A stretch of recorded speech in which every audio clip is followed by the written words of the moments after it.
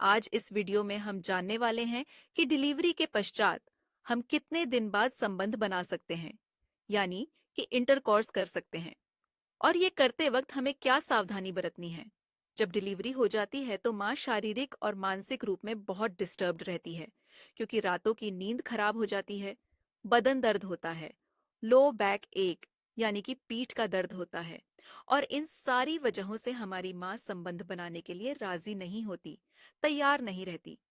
इसीलिए उसकी सहमति के बिना अपने नए पापा को संबंध नहीं बनाने देना चाहिए।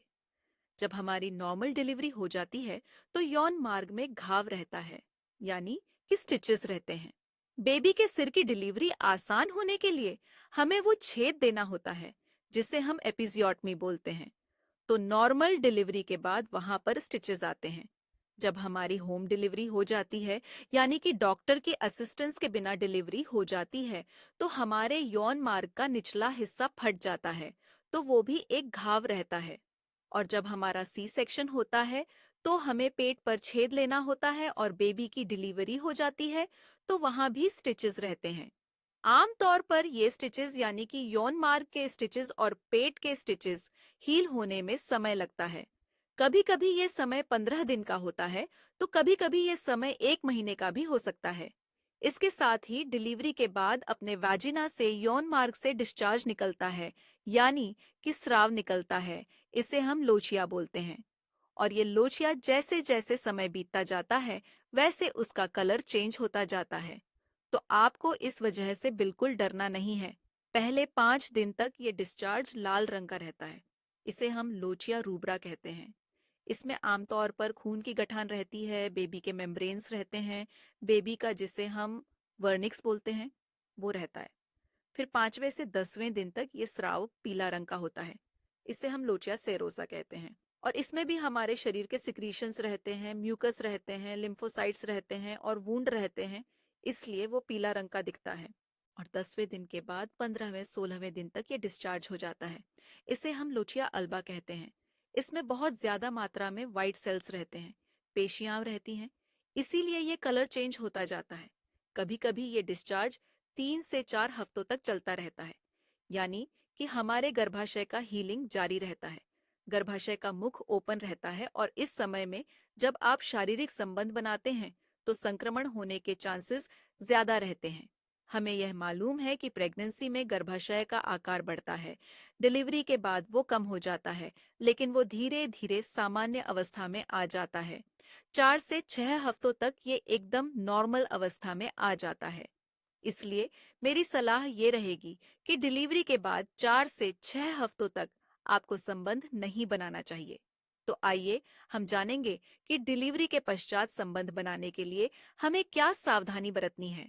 डिलीवरी के पश्चात हम स्तनपान करना शुरू कर देते हैं, यानी कि हमारा फीडिंग शुरू हो जाता है। हमारी धारणा रहती है कि जब तक हम बेबी को पिला रहे हैं तब तक हम कंसीव नहीं कर सकते, या दूसरी भी गलतफहमी रहती है कि जब तक हमारा मासिक चक्र शुरू नहीं होता तब तक हम कंसीव नहीं कर सकते।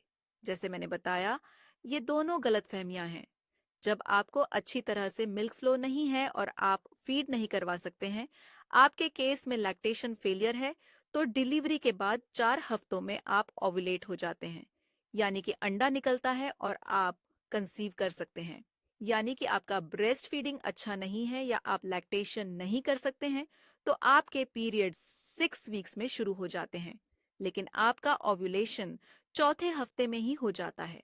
इसका मतलब पहला पीरियड आने से पहले आपका ओव्यूलेशन हो सकता है और आप कंसीव कर सकते हैं। दूसरी तरफ, जब आपका लैक्टेशन बहुत सही तरह से जा रहा है, आप दिन में 8 से ऊपर फीड कर रहे हैं, आपका फीडिंग का ड्यूरेशन अच्छा है, फ्लो अच्छा है और बेबी को ऊपर ही खाना यानी कि टॉप फीड देने की जरूरत नहीं है, तो इसे हम अच्छा लैक्टेशन बोलते हैं। ये अच्छा स्तनपान होता है। तो इस स्थिति में लगभग 6 महीनों तक आप सेफ रहते हैं, आपके कंसीव होने के चांसेस बहुत ही कम हैं। और आपने कॉन्ट्रासेप्शन का यूज नहीं किया तो भी प्रेगनेंसी के चांसेस बहुत कम हैं। लेकिन अगर आप ब्रेस्ट फीड कर रहे हैं, लेकिन ब्रेस्ट फीड की फ्रीक्वेंसी कम है, आपको बीच बीच में टॉप फीड की जरूरत रहती है, तो आपको 3 महीने के बाद ही कॉन्ट्रासेप्टिव मेथड का इस्तेमाल करना चाहिए। इसका मतलब है कि डिलीवरी के पश्चात जब आपको संबंध बनाने हैं, तो आपको पहले अपने डॉक्टर से कंसल्ट करना है और डॉक्टर आपको सही सलाह देंगे कि आपको कौन सी कॉन्ट्रासेप्टिव मेथड अपनानी है।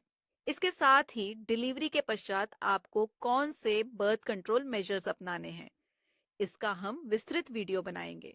तो आज इस वीडियो में हमने जान लिया कि डिलीवरी के कितने दिन बाद आप संबंध बना सकते हैं और संबंध बनाने के वक्त आपको कौन सी सावधानियां बरतनी हैं। इसके बारे में आपके कोई प्रश्न रहेंगे तो हमें जरूर लिखिए और हमारी ये प्रेगनेंसी इनफर्टिलिटी से संबंधित वीडियो जरूर देखते रहिए। धन्यवाद।